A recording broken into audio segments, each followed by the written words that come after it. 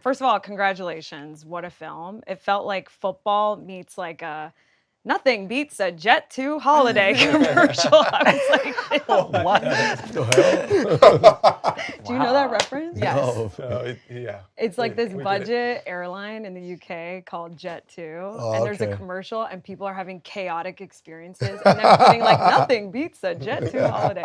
But truly, Justin, watching this felt as if like the sickest music video had a baby with a nightmare and raised it right before football season. Wow. I was so impressed by your filmmaking skills. And I know your first feature tackles an angle of masculinity. And now you're doing it through football, which is arguably the grandest stage of American hyper masculinity. Yeah. Why is football the perfect horror story? And what music videos, color palettes, and architectural influences were racking in your brain as you were making this? Because this is like the most striking film.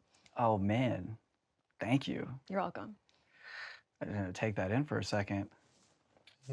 I grew up Catholic too. So. Uh, That was so savory and It creepy, was. kind of, yeah. It just came to me, just did it. I don't know, really. No, I'm kidding. Okay. What I was the was like, question sick. again? I got so much time for more.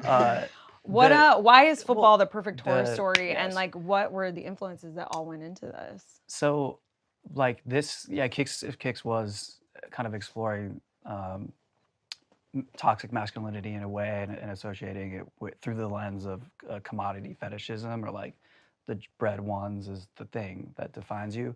This was the next step for me, where I wanted to approach this in a way where I was asking the question, what happens when the athlete is the commodity, and how they're moved through the institutions, and if their body is their only capital and they're disposable, what does that look and feel like through the lens of horror? Welcome to being a woman. Yeah. Julia, I remember she read the script and immediately understood, which was difficult because it's so weird. It's so weird and it's hard to describe all of the themes that are inherent. But American football is probably the most hyper masculine sport, and it's rooted in military. And It's also very homoerotic. it is. It It's is. It is. But there's also reasons that the only place men can express themselves is on the football field, in a locker room. It's the only place you can cry and not be totally made fun of, slap each other on the ass, and it's like, yeah, they're just bros. Gay. That's what we're gonna say. No.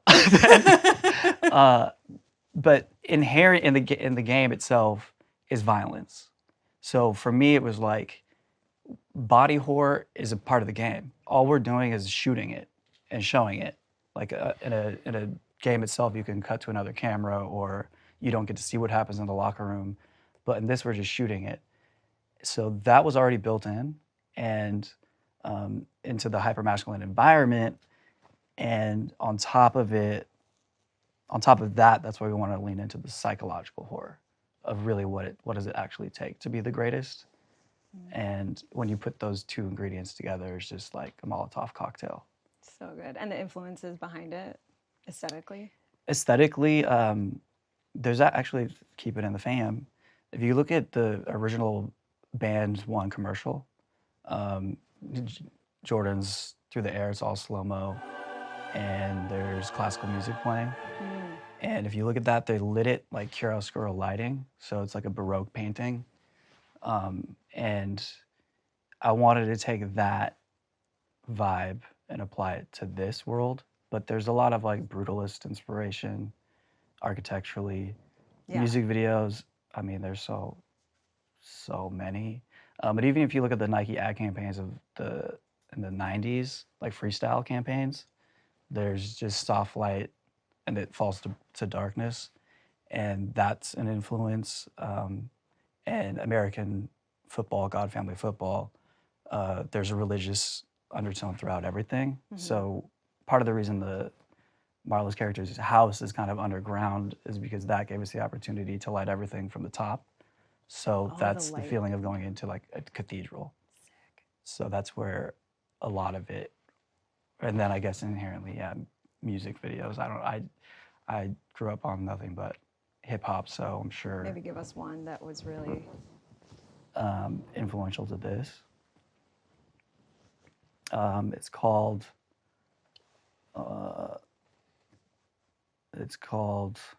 I'm blanking. We can come back. It's okay. Thanks. Well, it's sick. I love hearing about the influences and how football is pretty horrific. I mean, what the sacrifices it takes to become the greatest of all time, a lot of people would describe as a nightmare.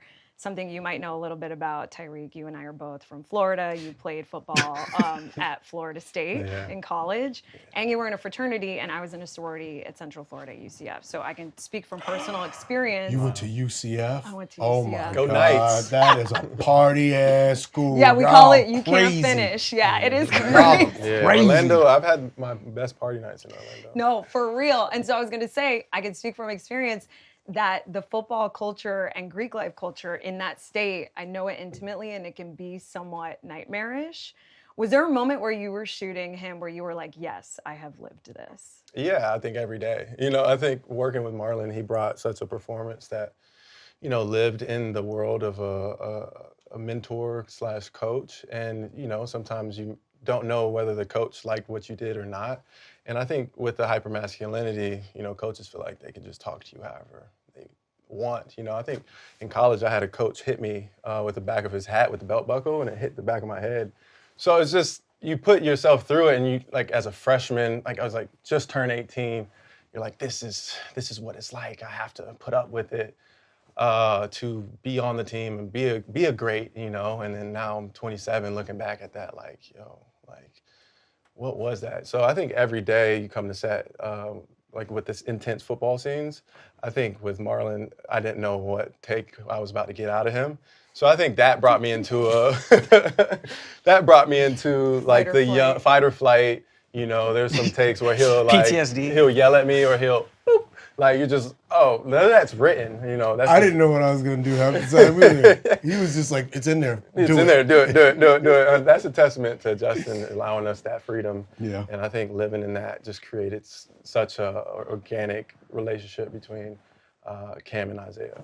I got to tell you, you brought such a real life experience to the role. Like I really felt that. And it's so genius you were cast as this because I know you realized football, you were really just doing it for your mom. Which I Yeah. thought, wow, how sick. What the parallel between this and the character. Yeah. The juiciness between the tension between Cam and Isaiah that you built. I mean, Marlon, what a fucking pleasure to meet you, first of Well, all. thank you. Nice I've to never meet you, gotten too. to interview you before. Thank you. This feels like your horror acting magnum opus because you're anchored in such charm and menace in a way that I have never seen you before.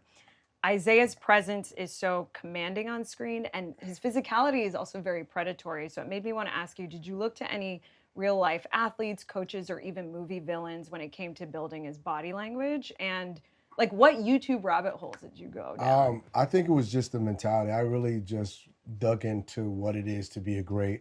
And the parallel I use was, it's easy for me because, I come from a family full of great people, right? And I always am the baby trying to follow in those footsteps. And some of those mentors, they have all been loving, but in some way they're twisted. Damon is twisted. Keenan is nurturing, but he's twisted. Sean has his own twisted way of, and they're never satisfied and they're never happy and you can never really impress them. So I was raised with that, but that was the parallel with me for comedy. It's the reason why I do stand-up, the way I've been acting since I was 4 years old, reason why I've been writing movies since I was 17. To be great, to be an undeniable force of nature, and then to throw that into the physicality of what is it to be a great in sports. And I read a book called Relentless on my walks, trying to find a character. And it was more of the psychosis. It was like when we got to set and I went to throw the football, Justin was like, Joe, what do you mean? Like, that's not what you see that guy right there? And he showed me this dude that was throwing these 100-yard passes. He goes, that's what he does. You're gonna do the other stuff. And I was right then and there, I was like, I was in there from that moment on, I was in his head. Like, he knew all the different things that was a masterful directing is what you see with the performance. And then it was masterful reaction from, my co-stars and staying in pocket and being affected by it, him leading this movie. He's the everyday person and I'm that toxic thing that comes in your life that you want to love. I think the performance came from a director. Actually, it's weird.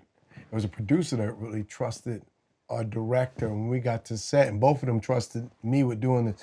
When I got to set, there was just such a trust between Justin and I. And I never had that with a director. I've worked with a lot of great directors, and I've gotten some really great performances, but this was just like, okay, I see what's on the page and you've done that. I want to go deeper. And it was just like, it was like letting a lion out the cage at the zoo and you haven't fed him. And all you see is carnage and things to devour. You mean I could do whatever I want? And he would just do this. He would go, you had a good take? I was like, yeah, we did it twice. He's like, you got everything? No, you got everything you wanted? I'm good. He goes, yeah, it was fine. Let's do one more. What do you mean? What do you want? He said, I want,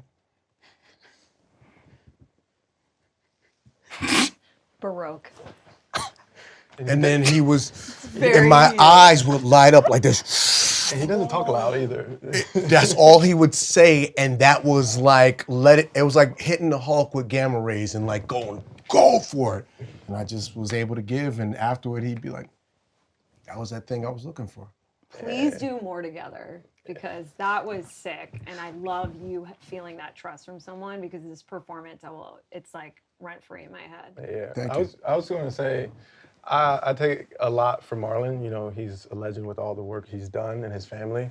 I knew I was going to get a crazy performance from him when he told me about the time he told his brothers he wanted to be a stand-up comedian, and they all like just laughed at you. It was like, what? I think y'all all in the car. I told them, it was in Mykonos, I told them I was gonna do a special every 2 years. Mm-hmm. And I'm telling this to 4 of the funniest guys ever. 3 of the funniest guys, Kanan, Sean, Damon. We're in Mykonos, Kenan's 60th birthday. I said, I'm gonna do a special, but I wanna do one every 2 years. And they laughed. You can do one special every 2 years. Damon's like, that ain't gonna be funny. Ain't nothing special can happen in 2 years. My brother Sean was like, that's stupid. This is the dumbest thing I ever heard. Yeah. And I sat there in that car and I was like, I'm gonna do it. Yeah. I'm gonna drop one every 2 years because this is who I am. I don't wanna be y'all, I wanna be me. Mm-hmm. And Damon, I was mad as hell and I was tight. And I was sitting in that car and Keenan left and Sean left and they were laughing. And then Damon looked back and he said, you know what, Ugly? Because that's his nickname for me. Oh. Ugly. You know what, Ugly? If you feel as you can do that, then show us. Mm-hmm. And do it. I said, all right. And how many specials you got? I'm on my 6th special. So I'm ready to film another one next Straight week. cash, homie. 6 Let's stories, and I love that you just channeled all that into Isaiah. Like it's almost like you channeled your brother's experience, the relentless. Thank you for telling us the inspiration that went into that character. Because Julia, I gotta ask you about Elsie. It feels like she's inspired by you. She's so sick, and I just love you and seeing you on screen because you are so unapologetic, so unabashed. You have this gift of making chaos look couture. Oh, thank you. And Wow. That was nobody good. commits the way you do, whether I see you on the red carpet or on the big screen. I've always wanted to ask you, is that fearlessness or is that just you refusing to flinch? Probably a little bit of both. It's funny because my friend yesterday was saying like, yeah, I'm a lot more just blunt and actually you inspired me to be that way. And I was like, really? Because I just feel like I'm just being me, you know? Like I don't see it as like, you know, this powerful person or whatever, this confidence. Like I get insecure just like everyone else, but I just like push through. Yeah. Just by being you, you were just so inspiring. I love it. you. Thank Yeah. you so much for putting your art into the world and making this movie. Everyone's going to love it. And thank you guys for sitting. Thank you. Thank you. Thank you.